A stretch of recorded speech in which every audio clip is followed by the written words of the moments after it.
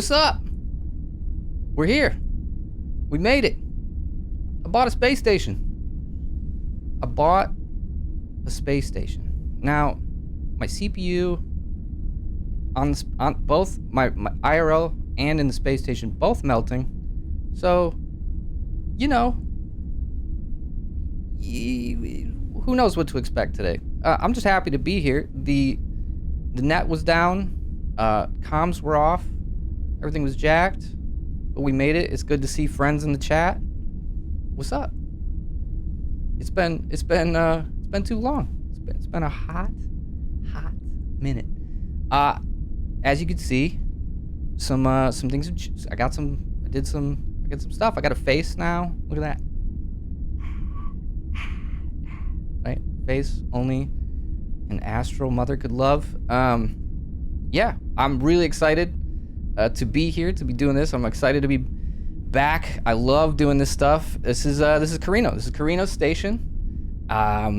You know, it's got a pretty rad backstory that's we'll fill you in on as we move, and we've got a whole crew here, a full crew complement, and we also have. So the deal is this. So it was a public space station, and it's just like a chunk. Actually, this portion of Karrino is just a chunk of a larger station, and I happened to snag this, and it's you know, it's a little.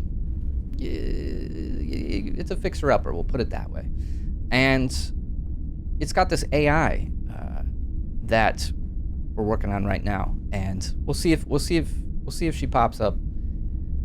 But she's real crabby and pretty much busted and stuck in orbit, and people keep showing up to the station, and I can't do anything about it because the AI won't let me leave. The computer won't let me leave. So here we are, and people will keep coming. People will keep going. If this is your first time tuning in, I'm Ohm3. I'm real happy to make your acquaintance. I am you know, I'm a lot of things, but right now, I'm your friend here on Karrino.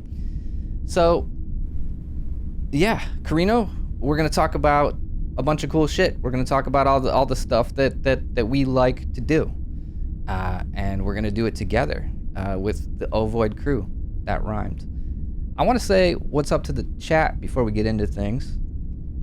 Listen, I got eyebrows. I have eyebrows. You just can't see them at this live. Okay, but they're there. I got fucking eyebrows. You see those boys right there. Ooh, who we got in the chat? Let's take a look. Who we got? We got an Amoth. Tell me I don't have eyebrows. We got a Theo. We've got... Who else we got? We got Tornell, what up? We got a Benenia Sandwich, what up? Thanks for being here. We got a Swa, I saw that earlier, what up? We got Matt, is it Marky or Marchy? Are you marching or are you marking? You gotta tell me, dog. You gotta clear me up. You got, who else we got? Was it Mr. Hilson, what up? We got a Ploop in the chat, what up, Ploop? We got, what's he? Oh yeah. Eyebrows are DLC, that's true. That's fucking true. Eyebrow DLC coming soon. Coming shortly. Hold on, let me show you what we're working with here. Let me see. You want some eyebrow action? You want some eyebrow action? Let's see what I can do here. You see? They're there. You see I got spuds. Look at that. Look, you see that? I got eyebrows. You want closer? You want me to prove it? You want me to? See, I should definitely. I should not have this capability. I got the Ovoid crew here with me, and I'm gonna roll them out here in a second. See, I'm just trying to prove. See. I got brows. I'm browsing. Enhance. True. Yeah, we'll put it back. So yeah, I got the Ovoid crew with me, and you know, this is Vian. Vian, I don't know. We were supposed to be looking at a situation report here, What are we looking at? What's happening? Situation not too great. It appears that Karrino has been seriously hit with some shit. And well, let's just enjoy the show. We'll just pretend this isn't happening right now. It's fine. The situation is we're absolutely bonked. I got you. Absolutely slapped. Yeah. So that's the situation report. Is this because this was the radar yesterday? This was like the orbital schema. Like what? Okay, all right, that's fine. I'm okay with that. That's fine. And we still have oxygen. So, V, what's what do you, for people that don't know, Vian, what are you doing? What's going on? What you all about? Me? Yeah. We have a visual example. It's this. It's right here. Let Okay. me just look at it real quick. Yep. Yes, this is chief technical meme officer, CTMO of Karrino Station. I like it. And yeah, we got the rest of the squad intact. Where y'all at? Are we beamed up? Roger. We're here. Oh, look at that. Hello. We're living. We got a Barry B. Who else we got in here? We got a Fins.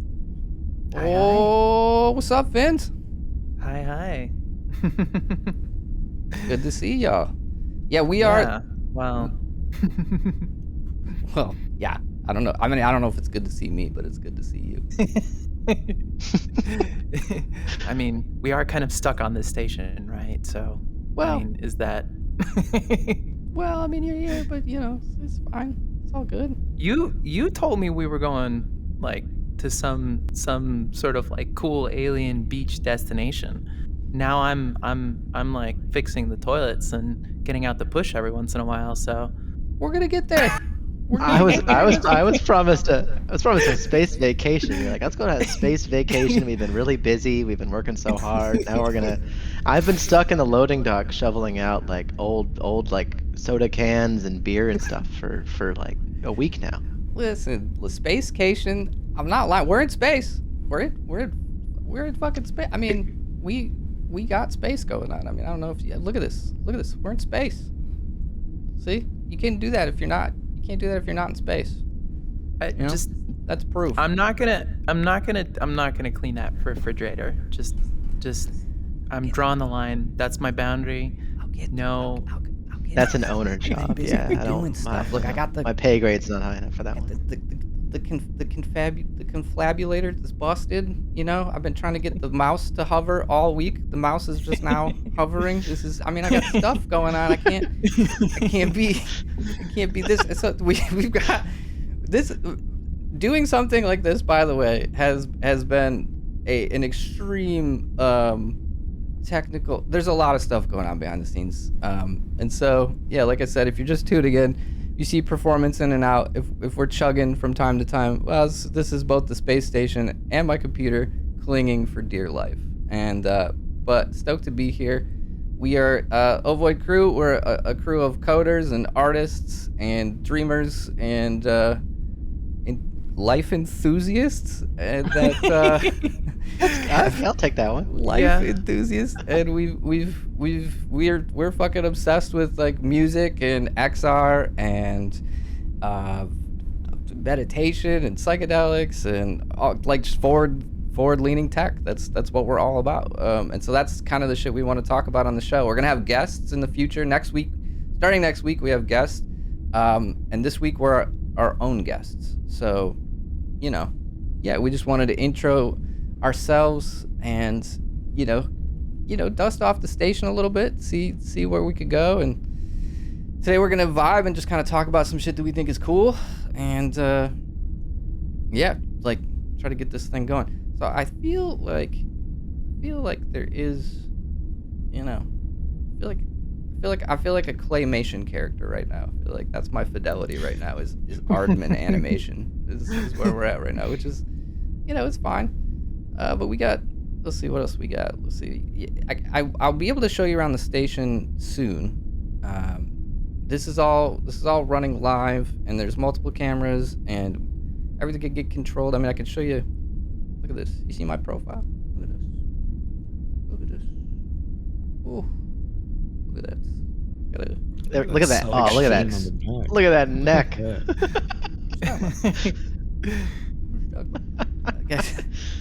Can you all see the shine?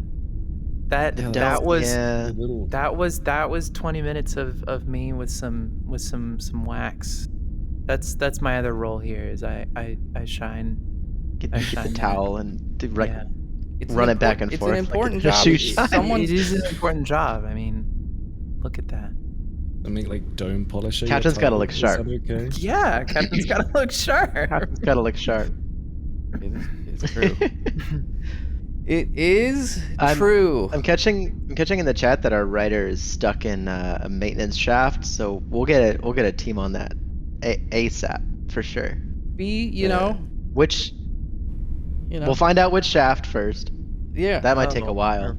Well, we'll so get- yeah, we'll- y'all should intro yourselves and explain, operational capacity here in the crew, and someone pick who goes first. It's not gonna be me. I'll go. All right, I'll go first. I'm a computer wizard. I do infrastructure and a lot of the programming. Mal is my baby, and my baby's a little sick right now, but we'll hopefully have her prepped and ready to go fairly soon. So we're gonna see some fun toys to play with on stream. We're gonna have some chat integrations coming up here. You can fuck with the spaceship, make our lives a little harder, and that's what I'm up to these days. Next. Thank you for sharing, Barry. Thank you, Barry. It's being very, very, very subtle about their involvement. But yeah, no, I'm V.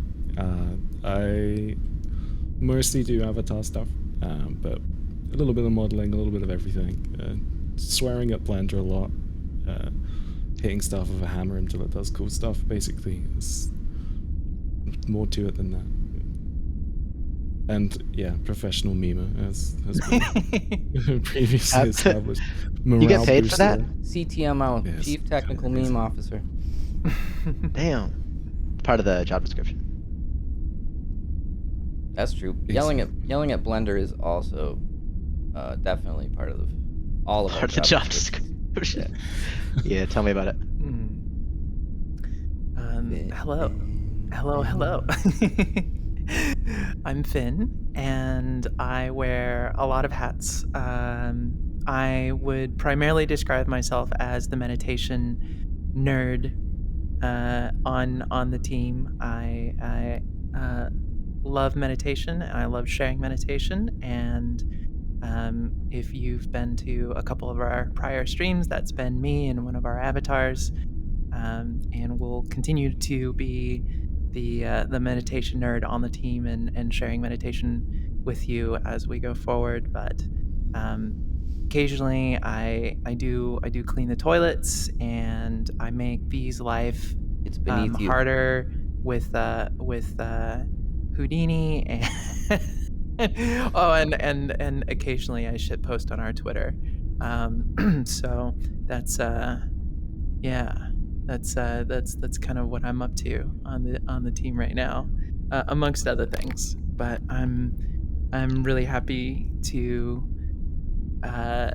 get an opportunity to share all of our cracked out conversations that we have on our own while working on this incredible project that we have for you. All the stuff that we're putting together is super exciting, and we often have these, like, we're all distributed, right? We're all across different places in the galaxy often, and we exist in different zones of time in our minds, and so we end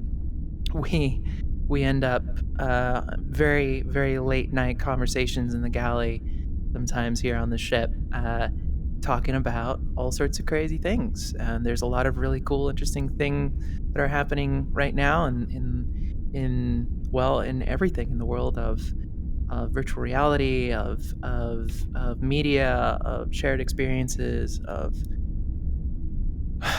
the integration of psychedelics and virtual reality. There's just so much stuff that we've gotten up to talking about, and I can't wait for us to have long, interesting conversations here and share some of our favorite artists. That's also going to be a lot of fun. We're also going to talk about snail penis sometimes. Just warning everybody. Is that it? Is that where we're going? Occasionally. Is that the topic of conversation? Okay.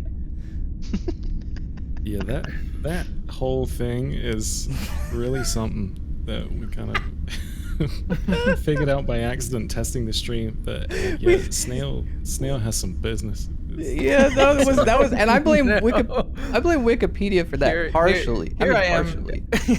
Well, here's the thing, Finn, is you're beautiful, like you're always poetic and beautiful, and it's like, and you know, but we got sugar, we got spice, you know, that's. It's the counterbalance, right? It's a fine balance, yin yang esque. It's true. So this is like, so my CPU is literally at 100%. So this is fun. And oh wait, no, it's down to 96. Okay, we're giving it a little break.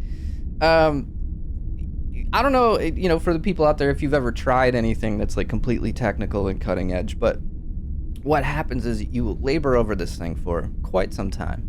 And then you'll test to the best of your ability for hours on end. Like the last 2 or 3 nights, I've been streaming and running and testing this for, you know, and it's gone perfectly smooth. Everything's great, no issues. But the second you got to either show somebody really important, like y'all, you know, or exhibit like publicly, or you got to do anything with it, every possible gremlin is gonna come out and just be hanging on to your legs. And so I got the spray bottle, I got the water spray. I need to get that's what I need to get. I need to write that down. I need a spray bottle, I need some anti-gremlin spray.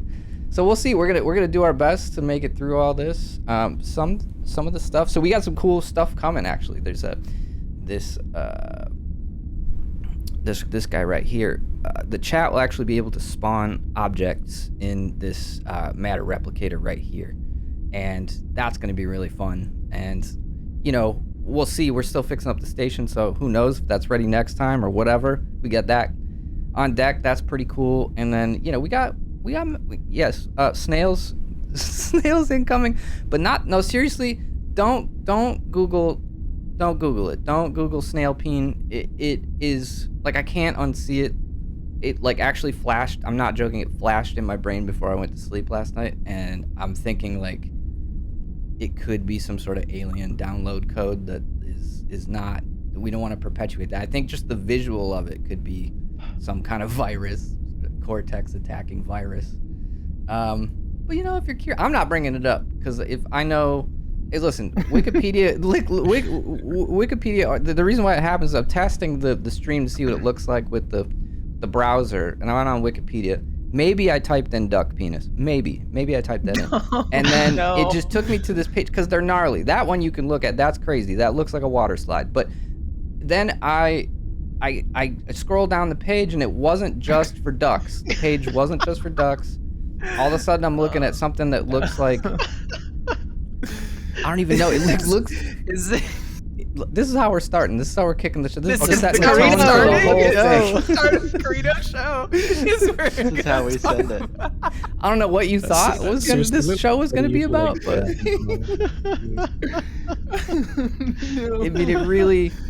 It looks like. I'm just saying this wasn't in the pre-show notes. No, but it's important because it looks like a stag beetle got into a car accident with what, like some lasagna? I don't even know. It's really bad though. Like it's really not cool. Anyway, so we have all kinds. Let's switch the sides up. Let's just switch that. Let's get a different shape on the screen. Let's get some different shapes going. What were we supposed to talk about? Hold on, let me go back to the notes. I don't even know. I think Finn was hitting on some things we're passionate about. I mean, that sounds like it might be your passion. I'm not sure. Is that your? Listen. I mean, yeah. So. I'm Do you have something to tell us? I'm an explorer. No. I'm an explorer. Okay, that's what I do. passion for I'm not afraid of any subject. I'm not afraid. I'll get involved. Okay. I mean, yeah. What's the gap between That and anything? I don't know. slug penises and NFTs? Like that's just not. I don't know. If we're not afraid of one topic, we can talk about any topic. Yeah, right? I was gonna say, like, if you're looking for a hot drop, there it is. 20,000 slug penis NFTs. No. Just PFPs. There it is. There's your free idea for the session. 20,000 slug penis PFP. There's Yeah. Well, I mean, we could talk about there's our story. It's been a wild one, and we got started. I can't believe it. 6 months ago now, which is super gnarly, super wild, and I'm so thankful to be surrounded by so many like amazing, talented people. For a long time now, I've wanted to like figure out a way to pull a project together to like, you know, make it so we could all like hang out and make art together and live doing that.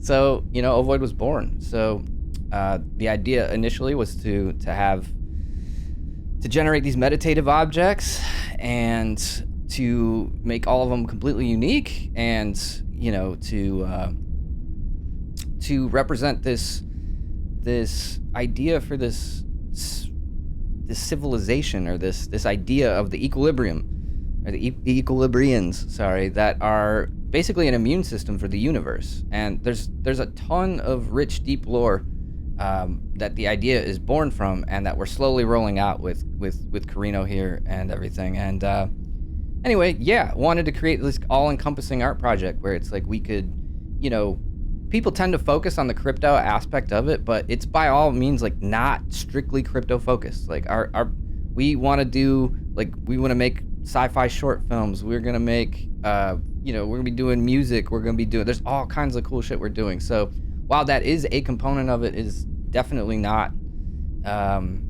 It's not like none of us are crypto obsessed. It's not the main thing, but that is the thing that gets focused on because that's a controversial topic in some of the circles that we run in, and it's interesting because it's so polarized that you could be in one place and everybody's like, yeah, this is fucking awesome, this is great, and you can be in another place where everybody's like, fuck you, you're literally the worst person that's ever existed for even entertaining that idea. And those situations are always interesting to me. The points of polarization are always extremely interesting to me, and I can't help but play with them. And well, where technology is concerned specifically, everything's polarized these days. It's like, it's insane. Like everything is polarized. I mean, I can foresee, 10 years down the line, someone like unfollowing me because I like pepper jack cheese. I mean, like, shit's getting out of control as far as algo zombie influence is concerned. Anyway, where tech is concerned, I'm really interested in the leverage points of polarity, and yeah, that's where we are, and that's where we're here, and it's been incredible. We've worked so hard. We're, sometimes you get cut on the bleeding edge, and that's something that we experience weekly for the fact that we're duct taping and hacking and slashing all these new technologies together, because there's so many things about what we're doing. Just even for instance, so the meditative objects are called stelliforms. And the stelliforms, like just for instance, getting those working, getting the animations working on those properly so that they could be interoperable, so you can drop them wherever. Like that in itself, that quest in itself took like all of us flexing on it for a while to figure it out. And even still, we, probably should investigate that is now currently still the best way to do that. It's wild how fast all the tech has been changing. But it's been amazing because everybody on the team pretty much is a Swiss Army knife, and we've had each other to lean on in some turbulent times. Obviously, if you're coming from the VR community, you know that this was a very polarizing thing. You know that like a lot of people really weren't stoked about me starting a crypto project, well, this kind of crypto project. I had been doing clean NFTs for I was sustaining myself on clean NFTs for a couple months, and that community, which we'll talk more about a little later about Tez, was so awesome. I met so many rad artists, and it was so cool to be able to support myself purely off of the one lane of artistry. I've been an artist for a long time. I'm a musician and a producer and a visual artist as well. And I've typically had to have a bunch of different lines in the water to be able to support myself. So that was the thing that was taking care of me, which was incredible. So didn't get so much flack for that, but I got a lot of flack for this and within the VR community. And I think people had, people kind of assumed the worst about it, which is, human nature. So the whole point of one of the things I want to drive home is like, I want to share some of the cooler projects that we've found that are different from just, monkey pictures and, other things that like are less savory about the situation, especially on the outside end. And like, just, we want to share the things that we think are cool about it. We're not necessarily crypto obsessed by any means, but we will bring up, Web3 projects that we think are dope, because that is the way a giant chunk of, if not, a significant chunk is heading towards the way of Web3. So, like right now the plan is, just to catch you up to where we are now, the plan is we're doing the weekly meditation sessions live on Twitch, and you can join that at any time. And then we're going to do Karrino every week. And Karrino will have guests that range from, other Web3 projects to musicians to artists to, just cool people to talk to in general. Maybe a snail penis expert here and there. You never know who's going to walk through the shuttle Always doors back there. to So that's kind of where we're at. And I guess, that did I miss anything? Anybody want to add anything there? I'd love. Yeah, I thank mean, you. like, yeah. I'd love to share. I think it would be interesting for all of us to share kind of like true. what was our attraction to all of this, why we became part of this, beyond, well, what our individual stories are, I guess, is, I think, probably the best way of describing it. And for me, for me, this is about taking the last year of my experiences in VR, that started pretty much when I went to your first event, which was home, more than a year ago now, and That's that crazy. Can't believe that was a pretty significant moment for me in terms of feeling this incredible experience of where I'm in a room, I'm surrounded by interesting artistic people who are dancing and having an incredible time and sharing this experience, and there you are, and Grimecraft and everyone who played a set, and it was it was really, really impactful. And then that was the rest of my year, was just experiences like that. We were sharing those kind of experiences, and then at one point you and I got together, and you invited me to lead a guided meditation session for brain dance, and that was just another offshoot, right, of like those extremely unitive, impactful experiences that you can have with virtual reality.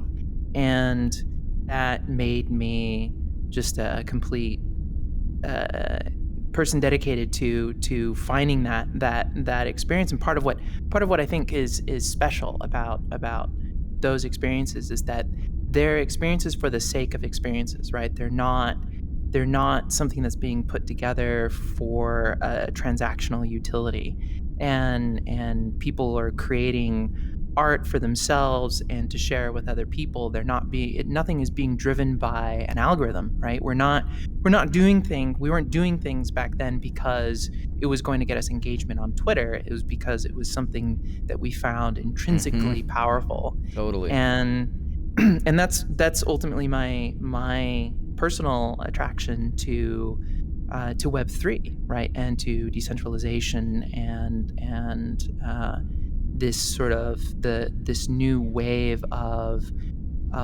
being able to be your own artist and connect with a global market of individuals who value digital art, because I think that's something that's not talked about often when we think about like why this is happening, why there's this trend towards Web3 and towards non-fungible tokens, is because the valuation of digital goods and digital art in general was none. It wasn't there anymore. People forget that like entire fields like photography was dying. There was no viable way to be a photographer anymore prior to this whole Web3 revolution, and now photographers, whether they're been published in National Geographic or they have a smaller audience, can now access entire global markets.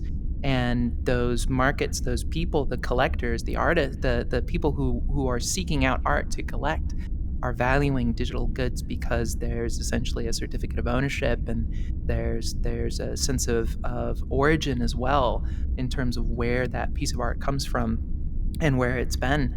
And I think that's extremely powerful. I think it just kind of folds into the same concept of self-determination that we were experiencing in VR, right? We self-determine what we created, and we didn't do it for any large centralized organization. Twitter didn't control us.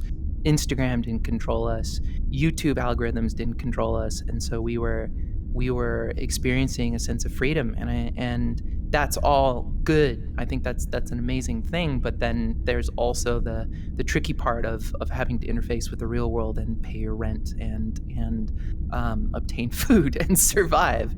And so the next logical step for me in my mind is, where do we go from there, right? Where does self-determination meet being able to survive financially, and having unique digital art be valued for what it is, instead of not the way that I think it currently isn't at a large scale. But I think that's sort of slowly changing with Web3. And so that's why I'm here, is that the opportunity to make art with people that I deeply care about and respect and love, and get to create the same sort of, distill that same sort of unitive experience that we were having in VR, and share that with a wider audience in a more accessible manner. That's very well put. That's why I'm here. Beautifully put. Yeah. Good luck whoever's following that. Give it a shot. I'll try. Yeah, so I mean, I'm actually probably the most, I guess, like crypto native person on the team. I've like been paying attention to crypto since like 2012. I CPU mined Bitcoin ages ago on my family's home computer when I was in like high school. Shit's cool. Like, I've always thought it was an interesting technology, and it's had so many ups and downs of like hype cycles and bust cycles, and people like, I don't know whether this is gonna be useful for anything, and people proving that it does have some uses for some things, people overusing it in places where it doesn't belong. I think NFTs are just like, they're another extension of that, right? People have built this, effectively, it's just an irreplicable number that you can prove you own, and that gets used in all different ways, right? You can use it as a ticket to something. You can use it as a marker for a piece of art, where the way Finn put it to me a while back, that I actually think really clicked, is some of the artists that are doing like one-of-one photographs or one-of-one digital art, they're doing them, and the NFT is basically a signature on that piece of art. So it's like buying a print versus buying a signed print. The signed print costs more, and the artist only makes 10 of them, and that's like an income stream for them. And you buy it because you like the artist, and you want to have that provenance of like, oh, I've got this, the signed print from this artist, which I've done before with prints. So carrying that over to NFTs makes a whole lot of sense, and then you can go from there to some of these more interesting use cases, like tickets for events, or tradable assets, right? Where how it's difficult. You see it in the VR chat community, actually. Artists complain all the time about people just rip their models and share the blend file. Like, it's very hard to keep a Yeah, model exactly. licensing scheme working for you. So you can put in 300 hours of work, 400 hours of work into making a really gorgeous base asset for VR chat, for any platform that supports avatars or objects or whatever. And then when you go to sell that, a lot of people will just choose to ask their friend for it, and people don't, because that value, that cultural value of 3D art isn't there, or even, I mean, even not even art, right? Even 3D utilities. If it's a utility, it's by itself. That value isn't there culturally. It's hard to kind of convince people to pay that artist for their time, despite them clearly valuing it enough to ask for the files from their friend. So bridging that gap is something I think NFTs do relatively well. Yeah. And then on top of that, they have all kinds of options for other things to tie to a unique asset on an ownership-proven ledger. So any blockchain, right? to And that there's so many point- options for how to do that. To that point, real quick, like I think Yeah. that also one of the things that people miss about it is like it's not for me personally, anyways. It's not solely like the ownership conversation is kind of busted. Like we don't, in my opinion, no one owns anything ever. Like I don't even own my own body. This thing's evaporating and disappearing at some point. So that portion of it is fine, and I think that's cool. But I really like the idea that like from a utility perspective, these things can like move and change and morph. You have a contact point with between the artist and the participant that and that utility can shift throughout time. It's a connection. It's a bridge. I mean, it's like a different way to be on. I mean, you could look at it like, yeah, you're doing the same thing with an email list, but it's not the same thing. You can do some cool things with that setup.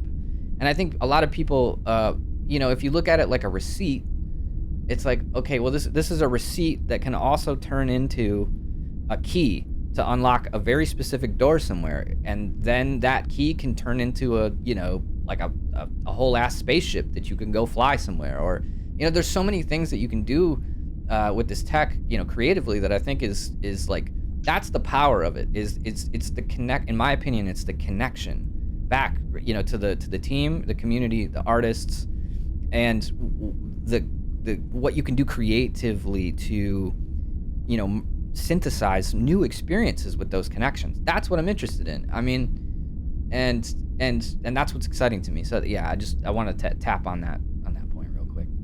Yeah, Exactly.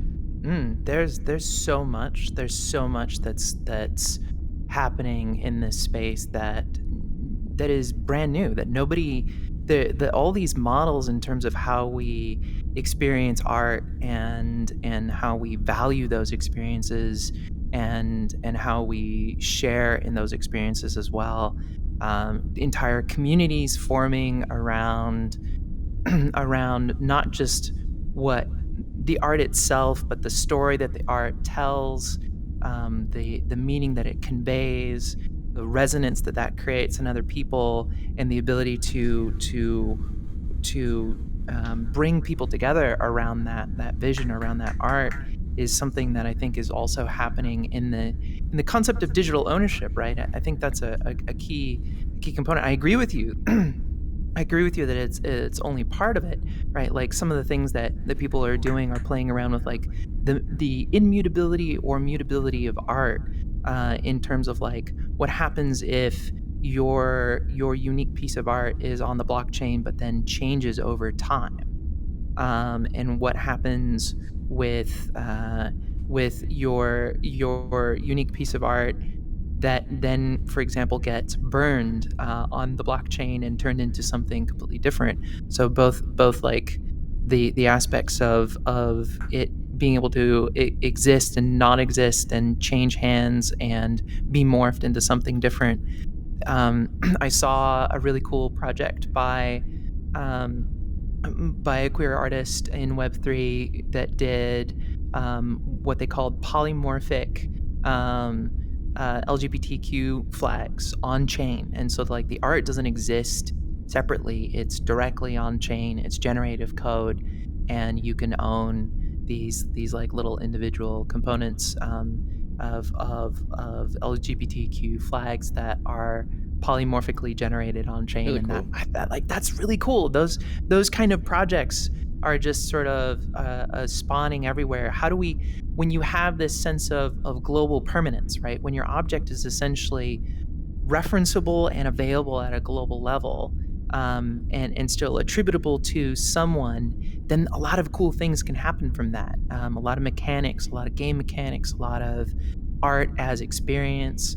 I know we're going to talk about Here and Now, which I think is a really cool example of art as experience, that was launched on Tezos.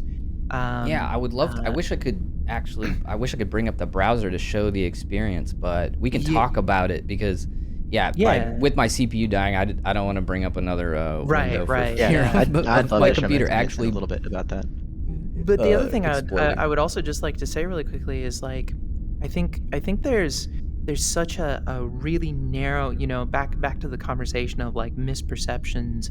I think the big problem there is that the view into this world is so narrow and so filtered through individual lenses into larger communities, into bubbles, that like it was one of the things I'm really excited to share along with the show, is that there's just such a huge wide world of people and little subcultures and little subgroups that are working with this technology. One of one artists, I mean, like, if anyone has ever been in the photography world or dealt with trying to live off your photography, like the one of one art luck. world is specifically around, exactly, right? Good luck. The photography world is in a renaissance right now. It is in a complete and utter renaissance, in the amount of conservationists and just incredible nature photographers, wildlife photographers who are putting out NFTs, is massive, because it's funding their projects, it's funding their conservation projects, it's funding their documentary projects, it's funding natural history. Like, there's just so much of a wide world of that's growing into this technology, and it extends way beyond Ethereum. I know Ethereum is often like a controversial chain for a lot of people looking from the outside in because of its energy consumption, but there are quite literally dozens of chains full of thousands of artists that operate in different ways, with different energy uses and different technology challenges and components. This is all cutting edge, but like, it's there, it's out there, and I'm excited. I don't think anybody does a really good job.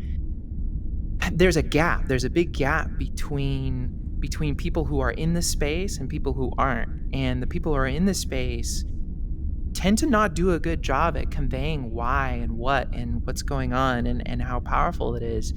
And also, I think, being honest about some of the downsides, the disadvantages, and the challenges of it.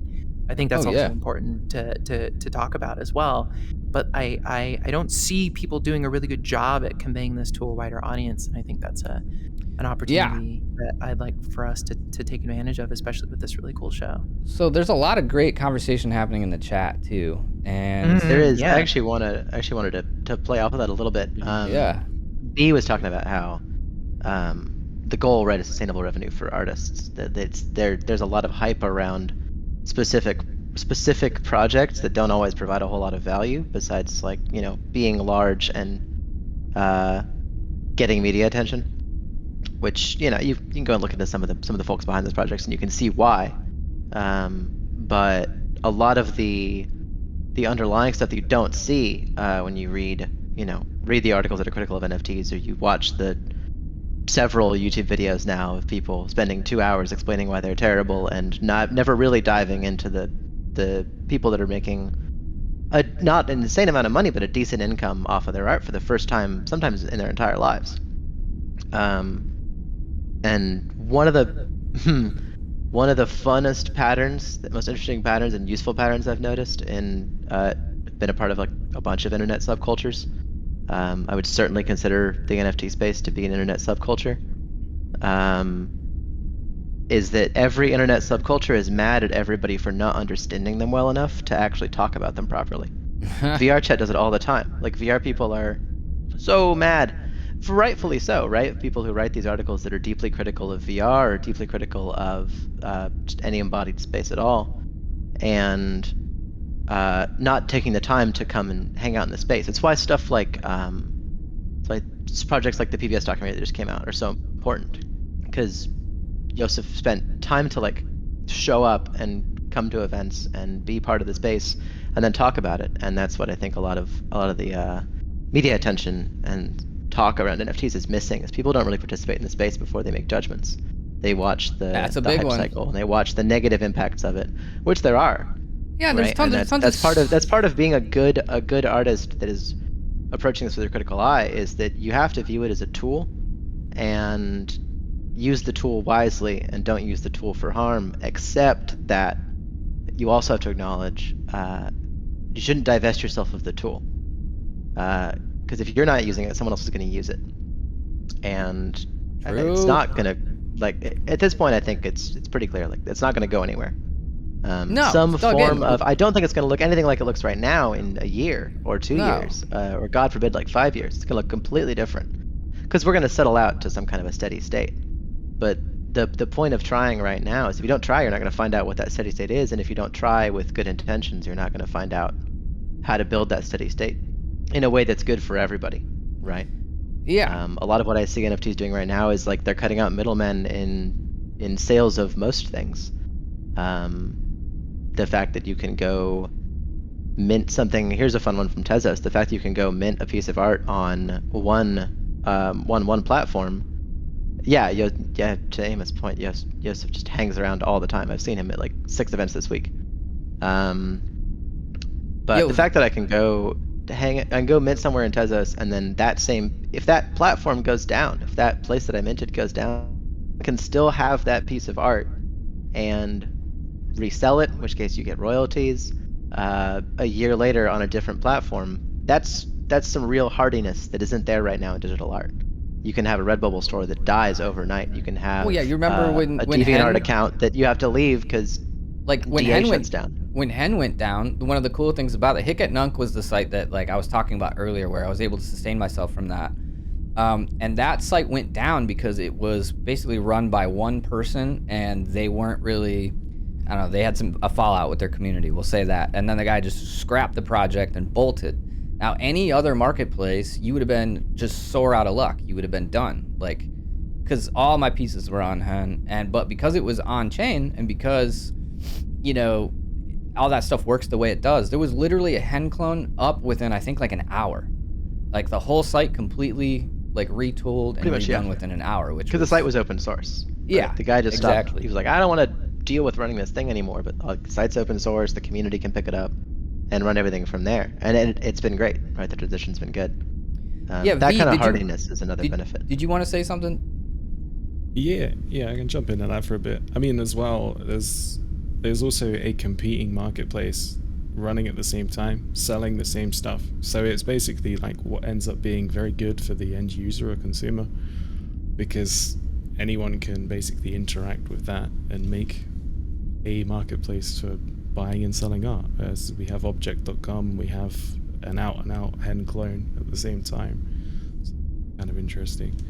And that's Don't mind me while I calibrate. Go ahead, calibrate. Everybody look, just stare. Just don't watch. He's T-posing. I pose. Yeah, well, it's that like stand still, ready. so like I think this is a perfect example of what people talk about when they talk about decentralization, right? And this is exactly the example of decentralization. The power of it is that we aren't tied to a mega corporation's website in order to survive as artists, which I think is something that is often hand-waved when we talk about traditional channels of being able to sell art, is that so much of what drives art creation right now is either art by algorithm, is what I call it, right? Like you create art and you try and fit it into what garners as much attention on whatever platform you're using and whatever algorithm that platform is using in order to obtain the eyeballs to sell your art.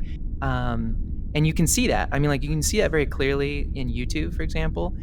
Every single thumbnail on YouTube is the same. It's the same overexpressive, right, someone's screaming face. person with a surprised look with big text. And that's because the algorithm, yeah, exactly. The algorithm There you go. There's our thumbnail. drove that type of creativity. And it's the same thing pretty much everywhere that's been overcome by an algorithm. It's the same thing for here on Twitch, right? Like, you have this company that's creating more than $1 billion of revenue for Amazon. They're cutting partner revenues, and you have to broadcast on a regular time all the time. I mean, it's the same thing for YouTube creators. How many YouTube creators have you encountered, right, that got copyright striked for no reason, for an incorrect reason? It's a false positive, and now their channel is being taken down, and now their whole revenue stream is screwed. That, like, you can't even take a vacation off as a live streamer because you lose out on the algorithm, and you lose momentum, and then you lose income, and then you are in trouble. And so you have to, like, we're getting around it as much as possible by, like, trying to create all these different types of revenue streams. But at the end of the day, we're still tied to these large corporations that can shave our profit and change the visibility of our store and remove our market entirely at their whim. We have zero control over that, and that's why people are so I think optimistic, or even just like embracing this aspect of decentralization is that, just as you pointed out, that market disappeared and it didn't matter. People's whole art was still on chain. Everyone could still buy it. Everyone could still trade it. You're still getting royalties if you have that in your smart contract. There's just so much potential to it, and that's going to disrupt all of these models that have forced us to be at the whims of all of these large corporations that are primarily not focused on the well-being of artists, right? They're focused on profitability on a quarterly basis, and that doesn't really align with the creative process or the life of an artist. There's like a weird stigma around like supporting yourself as an artist. And it's existed no matter where, when, or what, why, or how. And it's like, I've been through a decent amount of music scenes in my life, and there has always been a point where when everyone's stoked, but when things get to the point where, you figure out like, oh, I love this so much, I want to do this all the time, but I do have to keep the lights on and I do have to eat. So what if I could do this, what if this was my life? I want this to be my life. And so when you take that leap, invariably, no matter how you do it, like, honestly, it doesn't matter if you're like literally feeding the homeless as well as yourself while it happens. People don't like it for some reason. They say you're a sellout. They say and God forbid you actually do well for yourself somehow. There's tons of ire that comes from that. So it's like, it's difficult when you're the artist because that shit is scary. It's hard enough to put yourself out there. It's hard enough to like work really, really hard for a really long time, find this little unique corner of the universe to defend with the sharpest stick you can make, and you sharpen your stick for, months on end and try to perfect this thing, and then you come out with it, and it's hard enough to expose yourself, because when you make art, you're proclaiming something. You're saying, I feel this, and you want to find other people that connect with you, and that's a vulnerable space as it is. But then when you take that next step and you say, I feel this, and I feel this so much that I want to, and I've put a ton of time into it. I should be able to make a living with this. Anybody should be able to make a living as long as they're providing something valuable, right? And win-win situations are critical, but it doesn't matter how you do it. Other artists are gonna be jealous, or they're gonna scope you for it. Or the community will turn on you because they say you're selling out. Like, it's really, that's always going to happen. And I think in this space, it is, obviously, like we've gone over, it's like the big projects that get all the attention are actually, sharpen those sticks. The big projects that get all the attention is because they're going for these outrageous fucking prices, and for what, and no one, it's a sensational story, and that's why it's worked, and that's why the collective consciousness is what it is about it. And that's fine. But when you look around in the details of like projects like ours, and there's a bunch of other cool projects which will, bring people on and highlight and stuff. Like it's not black and white. It's not all trash. It's not all great. Not even close. But we have a real opportunity as artists to feed ourselves with our art right now and reduce all the bloating that comes from like corporate shit. We can decentralize ourselves. We can be anonymous. We like coming from the music industry. There's a middleman for middlemen. We can knock out all those fools. The world has a middleman problem. The world has an agency problem, and it's bloated. This is a way to clear it out. So, my passion for these things, I've been working on my skills for a long time. I'm a pretty robust artist. I can make digital worlds, I can make VR things, I can produce records, there's a lot of things. I put a lot of time and effort into my craft. A lot of time and effort into my craft. I mean, I work 16, 18 hours a day, and I love it. And that's how I want to spend my life, and that's how I'm gonna fucking spend my life. And I can't let other people's opinions about it sway me, but when you're starting, it's a different story. And I really feel for like younger artists and like newer artists on the scene that haven't gone through a few battlefields already, because this shit is scary. The pitchforks that come out as fast as they do for these type of things, it's rough. But we have a real opportunity as long as we're asking really tough questions, and then asking why we're as long as you're thinking critically is what I'm getting at, and you're creating win-win situations. I don't think you can lose here. And that's why we're exploring, and it's all experimentation, So, yeah, everybody's points on this are, we've all talked about these things before, but the way that everyone is kind of representing their individual feelings is awesome, and I couldn't be prouder of all of you for everything that has gone down and what we've had to go through, and for where we are just to get to this point. I am genuinely fucking insanely proud of everybody that's here. So thank you for being here. And the I'm chat. still thrilled to be here. Yeah. And if you're still thrilled to be here, holy shit. Just no, like quickly I before listen. you Like do, Jenny. Sorry. it's an opportunity to do cool, pretty art, and not be paying somebody else but yourself, right? You get to live off of it. It's just that simple, and make sure you do it right. What were you saying, Vian? Yeah. You got that soft, creamy voice. Yeah. Sorry, let me just speak real close into the microphone. There you go. There we go. There it is. Any chance I get to do that, I will do it. Yeah, no, this is genuinely like some of the best, probably the best, like people I've had the, fortune to work with, and one of the generally most exciting and engaging projects, definitely. Like, so I just want to reiterate that this isn't just some huge like cash grabby thing, or we're jumping on something. We're all aligned, like in terms of humor and just generally getting along, as well as basically what we're trying to do here, which is create a universe, and it takes a lot of people to do that. So yeah, want to be here 5 years from now. Want to be doing shit with everybody here 5-10 years from now. I want to build something that's, I think we all want to build something that is the dream TM. And so chat, you've been amazing for all of this. So this one's a little, we're sharing our heavy feelings, which is important. The goal of this show, of this broadcast, is to talk about things like this, and also to crack the fuck out. So we will be sprinkling a little bit. We might be taking some sharp left turns here and there. You never know what's gonna happen. But I appreciate like all the even if you have critical comments in the chat, whatever. I really appreciate the conversation. I've had tons of criticism thrown my way. And it's been a joy to think through those things. I'm an armchair philosopher, and there's like literally no point in my opinion. It's like, I don't know, like you got to live through the philosophy. You have to live it to test it.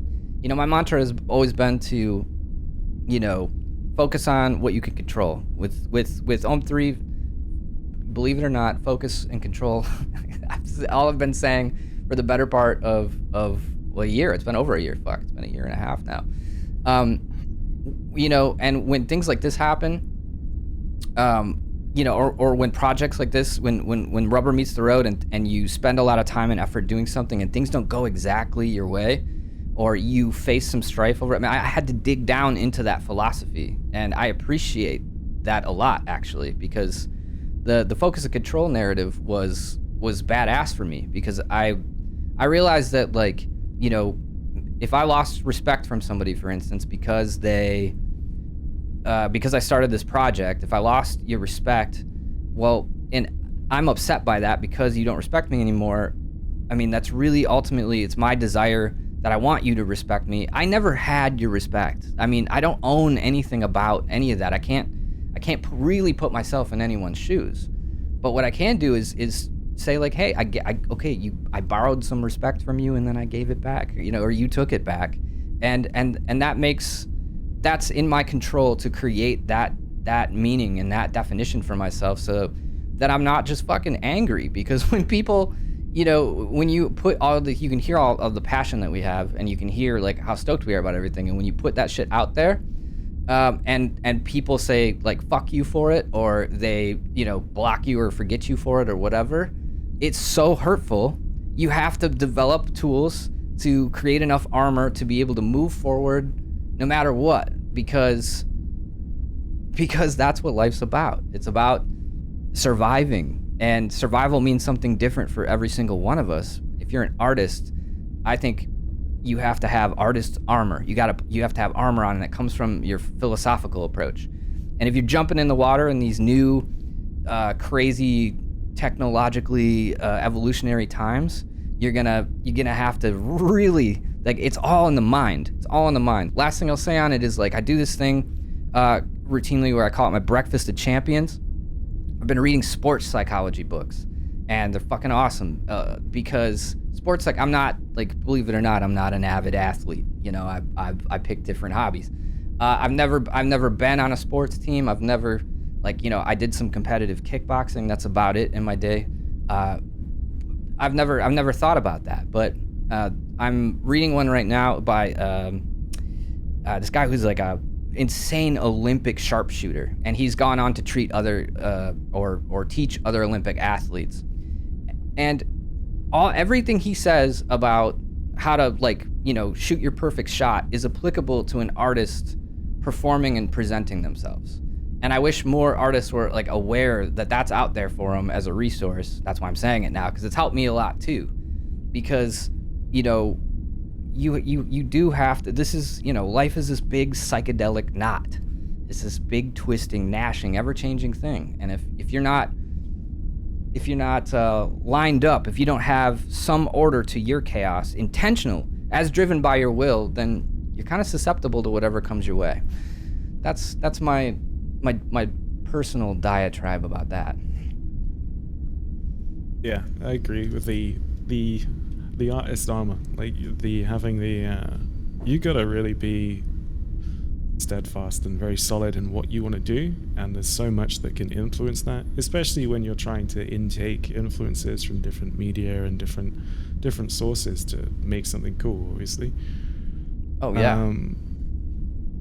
But yeah, like, to boil it down, like, to maybe, like, a sentence is, like, you really just have to send it. You have to know what you want and stick to that, and some cool stuff will happen. Like, that's really how it is. It sounds like oversimplifying it, but you'll know what you need to do and what you want to do once you start kind of stick to that.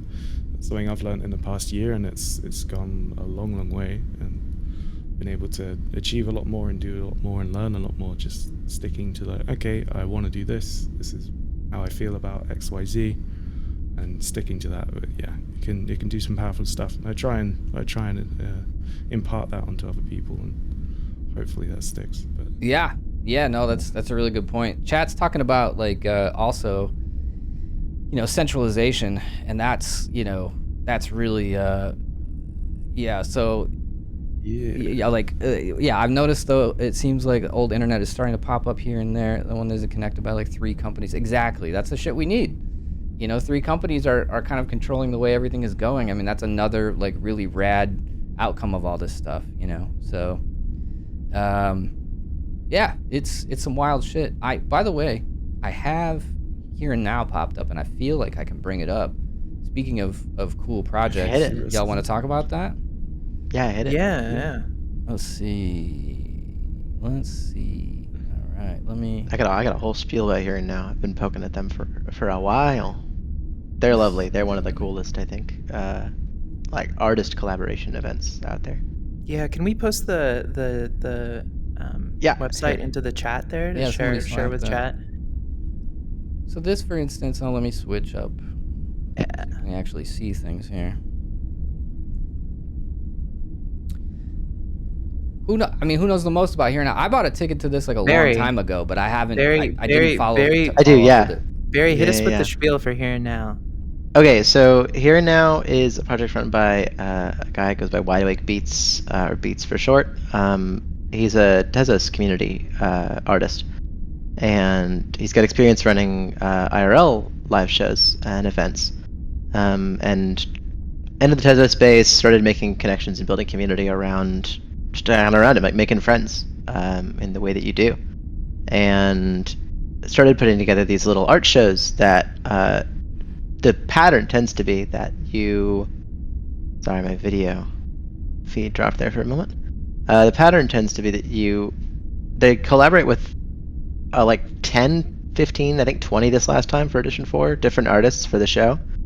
One artist will make what's effectively an access token, which this last time was this really cool like generative planet thing, and there's segments to it. So you show up for the I'll talk about the edition 4 because that's the one that happened most recently that I participated in. Edition 4? Edition 4, yeah. So edition 4 started off as a you mint a token, and the tokens are pretty cheap. I think it was like $40, and the token itself was a piece of art. So that then tied into, once you have the token in your wallet, you could log on to this web experience that they'd built in Unity using the Unity web player, and you go through this whole you transition between rooms, and each choice you make affects the outcome of what your token ends up transforming into. So they call them planets, and it's these I think you can see them on one of the listings there. Oh, these are just FAQs. There's not much about it here. Yeah, you might be able to find an image of the planets there. El Otherwise, I Krigo, can throw one out dope there. artist. Yeah, right. So they've got Krigo up there. A bunch of really, really popular Tezos artists have collaborated now for edition 4. But the artist who did the planet gets obsessed with GIFs. I know, right? No, Like, that's his got me whole, obsessed that's his 'cause that whole was, like, spiel. the He's original- on it on Twitter about GIFs being like the format. There's no other correct format. Like if you want a video, just turn the GIF into a video. If you want an image, just take a screenshot of the GIF. It's always going to look good. It's the OG. He's got a point. It's made for the web. He's got a point. I mean, it's bred for web. It It's is. what They're it's for. huge. Like, He's that got a web- point. What? Beats throws together this art show, right? And the artist that builds these planets, which are these shader-based, generative pieces, and there's only there's X number of them because there's X number of entry tokens. I think there were 5,000 of theirs for edition 4. So that artist gets a cut of the initial entry token sales, and then that turns into your planet. Then is this entry token into the art show itself, which that's the screenshot in the background there on the Here Now site. That's the art show, and that's a gallery space full of other artists, all these artists that they're collaborating with, all their one-on-one pieces or small edition pieces, and they're selling them as part of the show. Some of them did art for the show. Some of them are selling some of their existing pieces in the show. But it's just it's very immersive. It's this very immersive experience where you can drop into the gallery in browser, walk around, look at the art in browser. It feels a lot. I thought there a was a lot more VR immersive experience than too. just The looking first at one. a website. Wasn't the first one VR? The Yeah, original they've ticket. had web VR support. The elevator for edition 3 had web VR support, so you could put on your headset and stand in this elevator space. that was the elevator goes up forever until the edition launches. That was the entry token, was like an elevator key. So it's all these neat ways to do this immersive artistic experience, but all in service of collaborating with other artists and helping everybody get paid for their art, right? It's this community experience where there's no company coming in and sponsoring, right? Like $1 million to go put your shit up on a billboard in NYC. It's word of mouth. It's some really high effort stuff in here, and it's also a step towards immersiveness, which I mean Beats and I have talked about. We'll probably have Beats on as a guest at some point here. Beats and I have talked about like the value of immersiveness in especially digital art. That one of the things you can do with digital art, one of the things that you can't do with digital art that you can do with like a physical painting is I can go to a museum and I can look at it, and part of the experience for me then is also being in this beautiful room. Because museums are laid out artistically, right? The architecture of the museum is in itself art, and where they place paintings in the room and the lighting of the room all matters. So looking at the same exact painting, it's a perfect scan, like a 12K scan of the same exact painting on a screen in your office isn't going to feel the same as looking at it in a museum. Right. So if you can put that art in a immersive space and give the artist then control over how it's lit and what the architecture around it looks like, which you have full freedom to do so in a VR space or in any vertice-based space. You can change that as much as you want. You can get everybody's art sold better, right? You can make it more impactful to the viewer, and you can get everybody's art sold better. And Here and Now is one of the ones that one of the groups that I think is doing that better than almost anybody else right now. Yeah, I'm bummed because I just posted a 1-year roadmap for what he's up to now, because he was just kind of like flying by the seat of his pants for a year, trying to figure out what worked and what didn't work. Yeah. And he just said he was confident enough to drop like a 1-year roadmap and talk about, what's going to happen this next year. And I'm super excited to see what they get up to.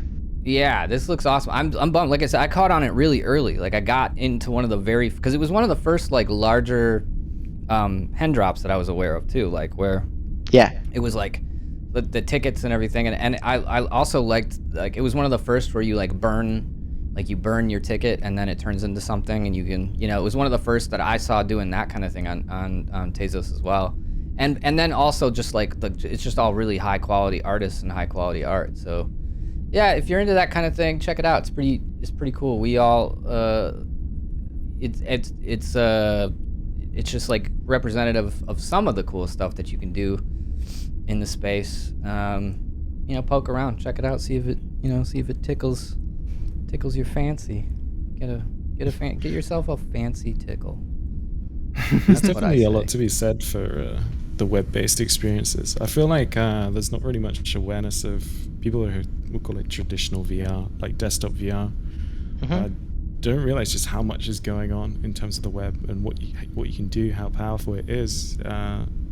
Like something as simple as like a meeting room, like Mozilla Hubs, you can just bring in an object and give it to each other and literally fly it around. I was joking about being in a meeting and spawning a cabbage with 8K textures and crashing. There's so much. Yeah, didn't you actually do that? I did, yeah, I did. Business meeting, and you spawned in the meeting in an 8K cabbage. And crashed it. Yeah, it crashes Oculus Quest users because it's got such massive texture to it. That's a good way to get out of a meeting. That's a high-tech way to get out of a meeting. Pull up in the Uber cabbage. Yeah, physics-enabled Uber cabbage. Just throw that around your meeting room. Yeah, that's why the digital world really has something on the physical world. You can't do that in real life. Just throw a cabbage everywhere. But that's true. The website of stuff's so good, and it's a perfect use case for art and everything like that. I think that's why there's so many platforms for it now. There's stuff like On Cyber and Monaverse and things like that all popping up.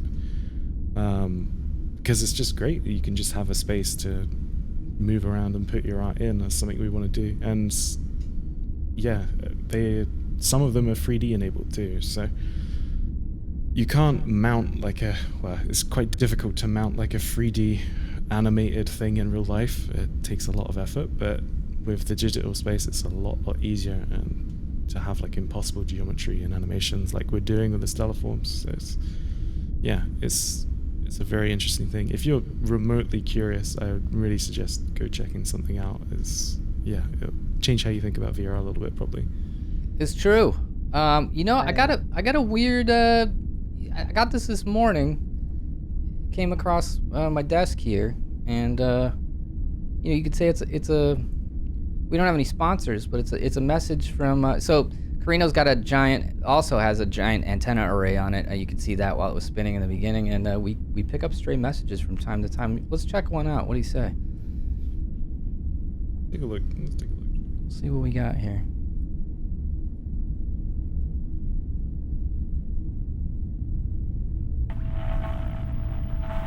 What can one expect on their first day on Earth? Fortunately, we have obtained many documents which appear to have been created by the humans themselves and provide crucial insights into their lives. While there is no substitute for direct interaction, it is imperative that we take these documents and use them as one of our best ways of preparing for the situations that we may one day encounter. Many of these diagrams show things that might strike you as surprising or confusing, but hopefully overall are illuminating.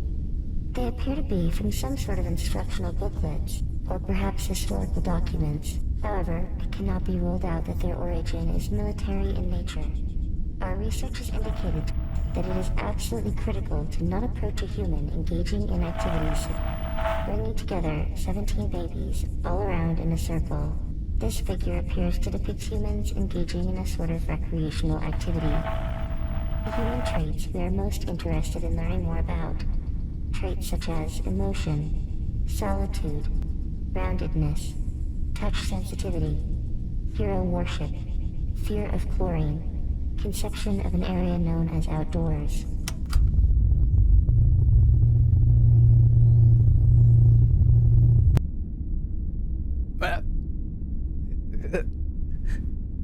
So that's a way more interesting stream. The transmission that we got, the last one I got, was about my extended car warranty. Okay, I love that perspective of observing humanity through patent submissions. That my favorite one is the hero worship with the Hero worship. Fear of Snake. chlorine. Yeah, fear of chlorine. Sometimes you get it wrong, sometimes you get it right. I wonder sometimes if some of the people I know have a conception of an area known as outside.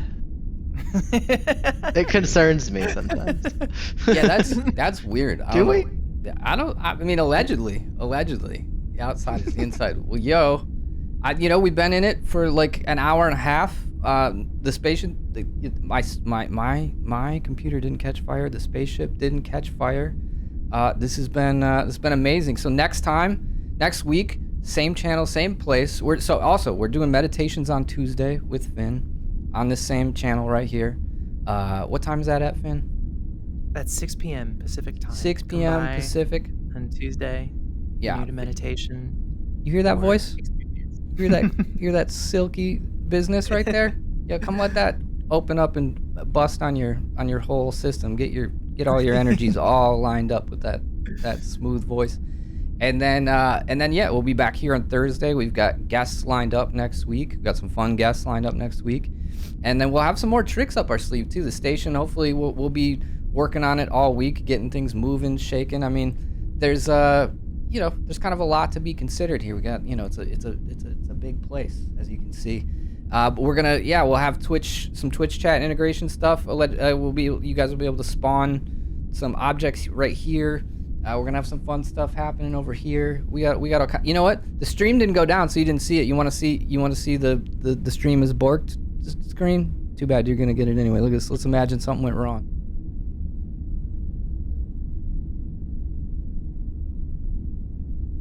Slapped. 35 minutes or so. Yo, how can she slap? Slapped. How could she slap? Nah, it's been sick. We're just getting started. We got a lot of Yeah. fun. We have a whole space station to fuck around with. we We're, yeah, we got a lot of stuff going on, but much love. Thank you for being here, and until next time, stay focused. Much love. Bye. Thanks, yo. Much Thanks love.